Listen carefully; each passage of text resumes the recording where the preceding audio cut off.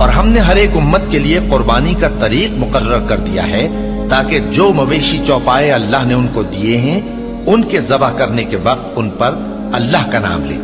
سو تمہارا معبود ایک ہی ہے تو اسی کے فرما بردار ہو جاؤ اور عاجزی کرنے والوں کو خوشخبری سنا دو۔ اور قربانی کے اونٹوں کو بھی ہم نے تمہارے لیے اللہ کے شعائر مقرر کیا ہے، ان میں تمہارے لیے فائدے ہیں، تو قربانی کرنے کے وقت قطار باندھ کر ان پر اللہ کا نام لو، پھر جب پہلو کے بل گر پڑے تو ان میں سے کھاؤ، اور قناعت سے بیٹھ رہنے والوں اور سوال کرنے والوں کو بھی کھلاؤ۔ اس طرح ہم نے ان کو تمہارے زیر فرمان کر دیا ہے تاکہ تم شکر کرو۔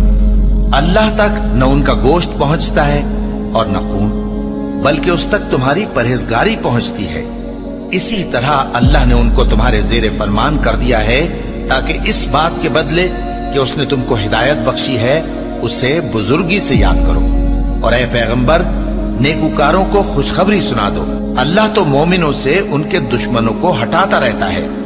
بے شک اللہ کسی خیانت کرنے والے ناشکرے کو دوست نہیں رکھتا۔